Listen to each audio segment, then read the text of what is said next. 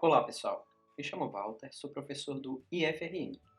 Esse vídeo ele faz parte de uma sequência de vídeos curtos no sentido de overview do assunto voltado para apoio ao curso de redes. Hoje a gente vai falar um pouco sobre a camada física, que se refere ao módulo 4 do curso CCNA. Então, a gente vai discutir um pouquinho sobre qual o objetivo, qual o propósito da camada física, algumas das principais características, vai falar sobre os meios físicos para comunicação, como cobre, fibra ótica e ar, né, para a rede sem fio, e falar um pouquinho também da rede sem fio em si, tá certo? Então, qual que é o propósito da camada física? Para que uma comunicação ela possa ocorrer, como a gente discutiu até no módulo anterior, a gente falou um pouco sobre os modelos, o modelo de camadas, a gente falou se referindo ao modelo TCP/IP, a gente falou da camada de acesso ao meio, né? Que no modelo OSI ela é dividida em duas camadas, que é a camada física e a camada de enlace. Nessa aula a gente vai falar de forma separada dessas duas, chamamos de subcamadas, né? A parte física e a parte de enlace, mas tendo a consciência de que ela, no modelo TCP/IP, ela é uma camada só, certo? Então, para uma comunicação acontecer, ela precisa do emissor, do receptor, mas precisa também do meio físico para esses dados, para essa informação trafegar. Então a gente utiliza, por exemplo, as placas de rede nos computadores para transformar essa informação em algum sinal físico, seja luz, seja eletricidade, sejam ondas eletromagnéticas. Então, essencialmente, a camada física é aquela que vai definir a forma e a gente colocar no meio físico aquela informação que a gente tinha digital, digamos assim, ou eletrônica, ou enfim, em qualquer formato de informação que a gente tinha, a gente vai transformar ela em um sinal que pode trafegar no meio físico, certo? Para isso, a gente vai utilizar dois mecanismos, certo? De codificação e de sinalização, que eu vou detalhar um pouquinho mais para frente. Então, essencialmente, a gente consegue mapear aquele pacote, aquela cartinha que a gente falou no vídeo passado, a gente consegue transformar ele em bits, certo? E na camada física, esses bits eles são transformados em sinais físicos, de alguma forma, certo? Uma vez que eles são transformados em sinais físicos, eles trafegam pelo cabo, pelo ar ou pela fibra ótica, e depois eles são identificados no destino, no receptor, e transformados novamente em informação. Então, percebam que existem diversas organizações que definem os protocolos da camada física, e muitas vezes essa camada física essa camada física ela não é utilizada apenas, exclusivamente para redes de computadores. Ela é utilizada para diversos outros mecanismos, como telecomunicações, somente telefonia analógica, enfim. Essas organizações elas cuidam dos padrões para esses meios físicos e os padrões de redes de computadores aproveitam, lembrando daquela estrutura de camadas, né, eles aproveitam essa camada, os protocolos que estão definidos e constroem os padrões em cima, né? Então a gente utiliza as outras camadas aproveitando o que já está desenvolvido com relação à camada física, né? Aqui a gente está falando sempre de cabo, fibra ótica, né? Enfim. E algumas das características das camadas físicas é que elas têm três áreas básicas. Elas têm os componentes físicos, por exemplo, cabos, conectores. Elas têm o esquema de codificação e o esquema de sinalização, certo? Que esses dois são os mecanismos que permitem que a informação ela passe para o meio físico, né? E que ela volte do meio físico para ser mapeada novamente em informação. Bom, então como é que funciona o processo de codificação? Essencialmente, a gente vai ter uma mensagem que ela vai ser mapeada em um fluxo de bits. A mensagem ela é representada por um número em binário, né? E aí, no caso de um condutor metálico, que vai utilizar a tensão, a voltagem para a codificação, o próprio emissor ele vai mapear, certo? O sinal, gerar um sinal elétrico né? E o receptor ele vai começar a olhar esse sinal elétrico que é previsível, observando o seguinte: sempre que o receptor vir que uma tensão ela caiu naquele intervalo combinado, ele vai considerar que foi um zero que foi recebido. E sempre que o receptor vir uma subida de tensão naquele intervalo combinado, ele vai considerar que aquilo era um 1 enviado. Dessa forma, o receptor ele vai conseguir identificar, por conta de um sinal previsível, né, quais eram os bits que estavam sendo enviados pelo remetente. Então o receptor aqui identificou que teve uma queda, recebeu um zero. Recebeu um zero, um zero, um e um zero. Logo, o receptor sabe que recebeu a mensagem 0100110. Essa mensagem em binário agora ela só vai ser convertida de volta para outro formato para poder a gente enxergar ela como um número em decimal ou como uma letra, né? Mapear para uma letra, mas a mensagem está completa aqui nesse número. Ah, professor, então por que não deixar só uma tensão zero, quando eu quiser representar o zero, e deixar só uma tensão 1 volt, por exemplo, 5 volts, quando eu quiser representar 1? Porque isso torna, digamos assim, o meio menos eficiente a ruídos. E lembrando que um cabo de cobre, um condutor de cobre, em que você está passando tensão elétrica, ele sempre, de alguma forma, em geral, vai sofrer um tipo de ruído. E aí ele vai sofrer interferências e esses números vão se embaralhar, não é? Uma vez que entra uma tensão no condutor, em um momento que era para ser um zero, e gera aqui uma perturbação e gera um pouco de tensão, o receptor já pode entender aquilo como um. Então você já vai começar a bagunçar demais a mensagem, né? Então, uma vez que a gente utiliza esse mecanismo de queda e subida, essa mensagem trafegando via eletricidade ela fica mais resistente a ruído, certo? E esse tipo de codificação especificamente é chamada de codificação Manchester. Mas existem diversos esquemas de codificação. O ponto-chave aqui é entender que é preciso a gente pegar esse número em binário, essa informação, e encontrar uma forma de ela ser inserida no meio físico e dela ser lida pelo destinatário no meio físico. Né? E aí lembra que existem dois processos. Além do processo de codificar a mensagem, a gente tem o processo de sinalizar, ou seja, da sinalização. E a sinalização é quando a gente, de fato, gera digamos assim, representa através de um meio físico aquela mensagem, certo? Então, o método de sinalização para o cobre, por exemplo, vai ser utilizando voltagem, tensão, como o caso que a gente falou anteriormente. Já para a fibra ótica, eu vou utilizar pulsos de luz. Por exemplo, uma luz mais forte ou luz nenhuma para representar um zero. Ou vou utilizar uma luz de uma cor, de um espectro mais forte, mais fraco. Um exemplo comum de sinalização seria a gente utilizar sinais de fumaça, certo? Eu poderia me comunicar com outra pessoa através de sinais de fumaça. Então eu vou colocar no meio fumaça ou não fumaça para identificar o 0 ou 1. Né? Eu vou utilizar, por exemplo, o código Morse para me comunicar, vou utilizar sons longos e curtos para representar letras ou, enfim. Essa tabelinha ela serve de referência para vocês que ela mostra a diferença das grandezas, né? Em que você começa aqui com bits por segundo, certo? Que é um dado fundamental que a gente usa para representar a largura de banda, que a largura de banda nada mais é do que a capacidade de um meio de transmitir informações. A analogia mais corriqueira no meio de redes é a gente representar como uma rodovia ou como um encanamento, né, um cano largo, em que a largura de banda é o máximo de informações que você consegue passar naquele meio, certo? Não necessariamente o máximo de informações que você pode passar naquele meio é o que vai estar passando, vai estar trafegando.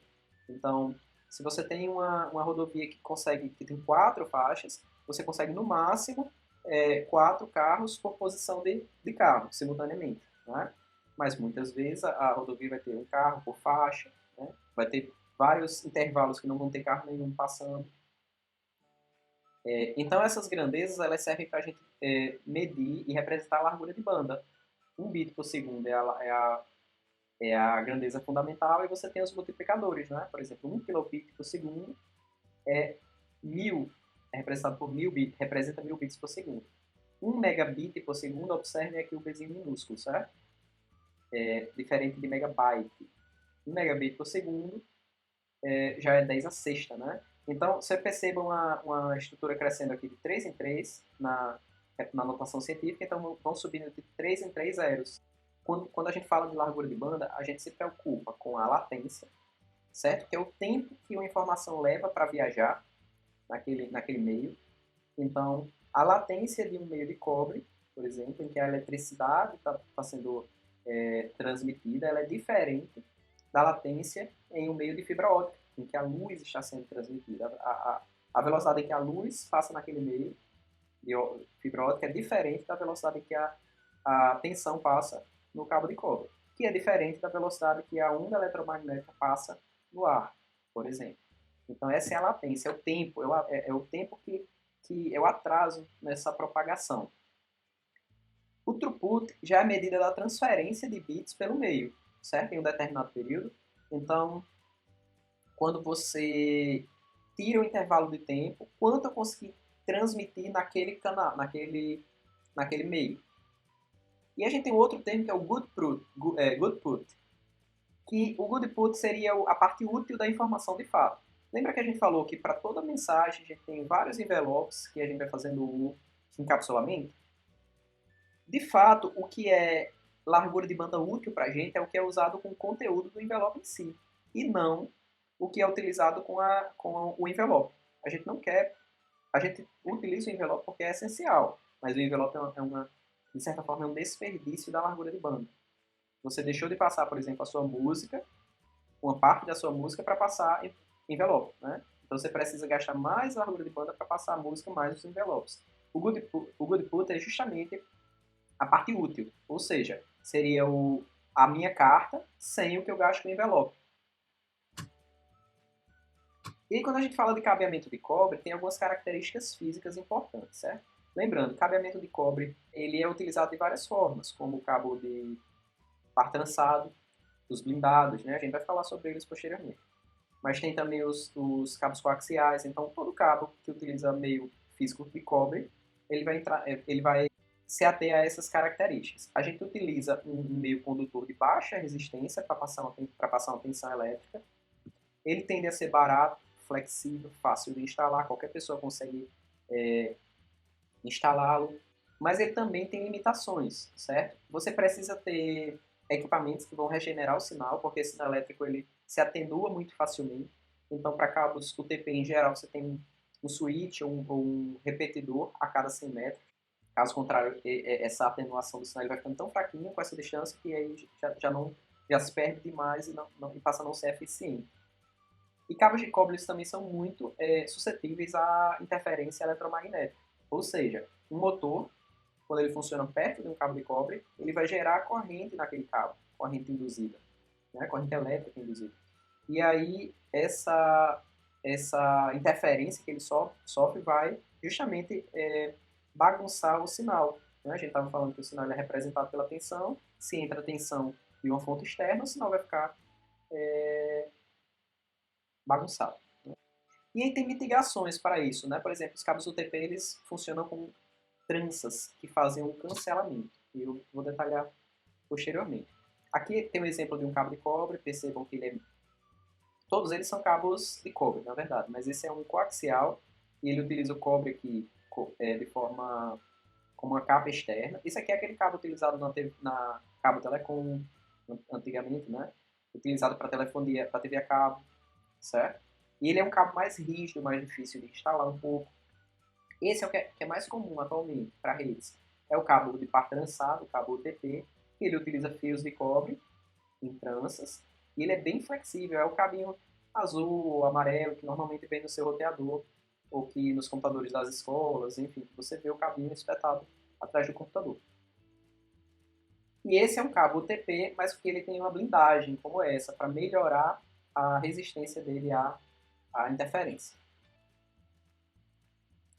Observe que o cabo de par trançado não blindado, ele utiliza essas tranças, e essas tranças elas não são iguais, né? Elas têm tamanhos diferentes, basicamente para permitir com que o sinal de uma trança gere um cancelamento no sinal da outra, certo? Evitando interferência.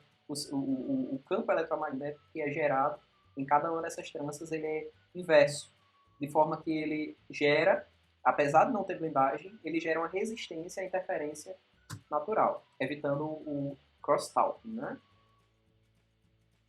E esse é um exemplo de cabo de par trançado, mas que tem uma blindagem complementar, que deixa ele mais resistente ainda à interferência eletromagnética. O cabo coaxial, ele tem algumas limitações, certo? Por exemplo, de desempenho, de rigidez, como eu falei, ele é um pouco menos flexível para ser instalado. Não é tão simples de colocar o conector, certo? E o conector, ele é mais suscetível a mau contato do que o conector do cabo TP. Então, agora focando no cabo TP, que é justamente o cabo, como eu falei, o mais utilizado, que ele é de cobre utilizando essas tranças, né? Ele tem essas cores diferentes porque permite a gente fazer a escolha do padrão de conectorização na hora de colocar o conector. A gente pode utilizar dois padrões, certo? O padrão TIA 568A ou 568B. A única diferença entre esses dois padrões é a ordem das cores que a gente vai utilizar para conectorizar. Esses cabos UTP eles são fabricados em várias versões, em vários padrões estabelecidos pelo I3E. O categoria 3 ele é o mais antigo, não é utilizado para redes de computadores. Os mais utilizados são as categorias 5, 5E, 5, 5E e o 6, certo? Já faz um bom tempo esses categorias 5, 5E passaram muitos anos sendo instalados, então hoje as instalações em geral usam categoria 6 ou superior. Quanto maior a categoria, em geral, maior a capacidade do cabo em termos de largura de banda, de resistência, né? A interferência eletromagnética e por aí vai. E aqui tem um exemplo do conector do cabo RJ40, conector do cabo TP, que é o RJ45. Esse é o macho, né? O RJ45 macho. E a gente coloca no cabo para plugar o cabo no computador ou na tomada. E esse é o socket, o RJ45 que fica na tomada em si, certo? Ou nos próprios equipamentos. Então a gente pluga o RJ45 do cabo na tomada. Esse exemplo, essa foto é para mostrar como a gente deve realizar a conectorização. Percebam que a capinha está passando desse vinco que prende a capinha. E como a gente não deve fazer, certo? Não podem ficar fios não trançados expostos, né? Eles ficam sem a capacidade de cancelamento, além de frágeis, né? Porque a parte essa capinha externa é a que protege fisicamente esses conectores. Então, isso aqui é uma conectorização inadequada. Aqui a gente tem uma visão frontal do conector RJ45, certo? Quando a gente olha nessa perspectiva. Percebam que os pinos são numerados de 1 a 8 e o padrão de cores é o que define se a gente está usando o padrão A ou o padrão B, o 568A ou B. Se a gente utilizar os dois conectores com o padrão A ou os dois conectores com o padrão B, a gente tem um cabo direto. Se por algum motivo a gente precisa de um cabo invertido, um cabo cross, a gente realiza a conectorização de um lado do cabo com padrão A e um lado do cabo com padrão B. Então, como é que eu sei qual é o padrão B? Olha a tabelinha na internet, no equipamento, que me ajuda a conectorizar, ou decoro, que o B vai ser sempre branco, laranja, laranja, branco, verde, azul, branco, azul, verde, branco, marrom, marrom. Certo? E falando de cabeamento de fibra ótica, é muito utilizado para situações em que você precisa alcançar longas distâncias, ou que você precisa de segurança com relação à interferência eletromagnética, já que no cabo de fibra ótica é utilizado luz, então ela não vai sofrer interferência de motores, como a gente falou no caso do cabo de cobre. E, enfim, geralmente a fibra ótica ela é bem melhor, preferencial, tem mais largura de banda, porém, ela é menos flexível para instalação, ela é fisicamente pode ser menos resistente, né? Ela é bem mais cara. Então, os equipamentos para conectorizar, os equipamentos para instalação, os equipamentos para utilizar a fibra ótica em si, como switch com fibra ótica, todos eles são muito mais caros. Então, o que faz com que a fibra ótica ela seja utilizada em geral para conectar prédios, certo? Um prédio com outro, um bloco com outro. Então, ele é utilizado para cenários muito mais específicos, né? Em essência, a gente tem dois tipos de fibra ótica: as fibras óticas multimodo e as monomodo. A fibra monomodo, ela utiliza laser, ela alcança distâncias maiores, certo? E ela é mais cara, por isso. A multimodo, por outro lado, ela não utiliza só um feixe de luz, certo? Tem um rebatimento de feixes, então ela utiliza LED com múltiplos caminhos de luz, o que faz com que ela alcance distâncias menores e larguras de banda menores. Porém, ela também é bem mais barata. Tá, um outro detalhe é que a fibra monomodo, ela normalmente é representada pelo SMF, Single Mode Fiber. Então, você compra um equipamento que ele está identificando que é com fibra monomodo, muitas vezes tem essa sigla, não é? Da mesma forma que o multimodo é identificado pelo MMF. Então, quando é que a gente utiliza redes de fibra ótica? Em situações corporativas, para ligar prédios, né? Hoje tem uma tecnologia que barateou muito o uso de fibra ótica na ponta, né? Para o cliente comercial pequeno, pequenos escritórios ou para casa, que é chamado Fiber to the Home, fibra até em casa.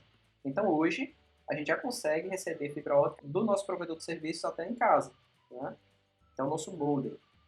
Então, assim, quando a gente precisa fazer cabos submarinos que vão transferir informação através do oceano, né? Enfim, de longas distâncias, em geral, vai ser necessário utilizar fibra ótica. E esses aqui são algumas representações para vocês de conectores de fibra ótica, certo? Aqui a gente tem os par de fibras. Percebam que a fibra ela vai funcionar com luz, então ela só vai funcionar em um sentido. É por isso que a gente tem um par. Em um momento a gente tem a luz indo em um sentido e ela pode voltar em outro sentido sem entrar em conflito, né? Esses aqui são também cordões de fibra ótica que a gente utiliza para ligar os equipamentos.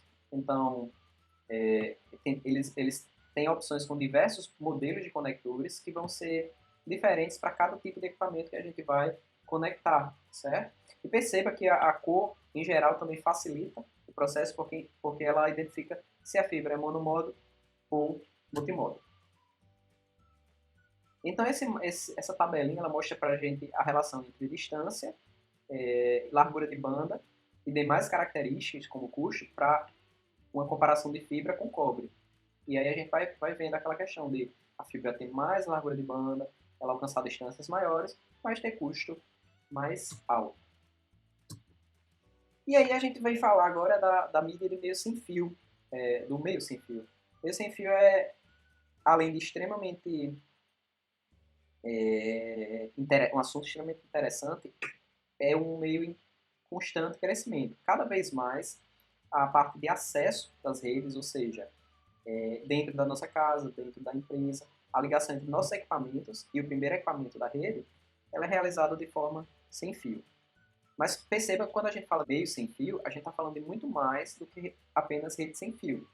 Mas todos funcionam da mesma forma, em que você tem uma área de cobertura limitada, então você tem um equipamento que gera radiofrequência, um rádio, ele gera radiofrequência em determinada área de cobertura, até 5 metros, 10, 30, 50, 100, né? Nessa região, ele pode sofrer muita interferência. A comunicação em rede sem fio pode sofrer muita interferência. Porque diferente do cabo, da fibra ótica, em que a comunicação está toda através de um meio físico contido, limitado, o meio físico para a rede sem fio é o ar. Então, diversos equipamentos estão se comunicando utilizando o mesmo meio físico, né? Isso também gera um problema de segurança, porque enquanto, a princípio, numa comunicação com cabo, o emissor e o receptor eles estão se comunicando de forma limitada nesse cabo, o sinal que é enviado na rede sem fio é propagado de forma aberta, ultrapassando prédios, ultrapassando muros, né? Então, assim, é muito fácil o malfeitor capturar esse sinal de rede sem fio.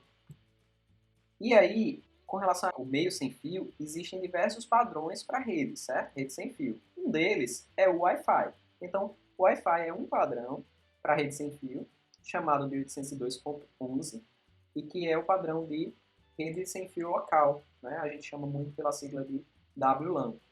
Eles definem, por exemplo, a frequência, esse padrão define a frequência, como é que a recepção e a codificação e a decodificação vão funcionar, como é que a antena deve ser construída, tudo isso. Tem diversos outros padrões de rede sem fio, como o Bluetooth, também é rede sem fio, mas ela é uma rede sem fio de escopo PAN, de área pessoal, certo? Então, Personal Area Network a rede Bluetooth, ela é com escopo de uma pessoa, uma rede no escopo de uma pessoa wireless.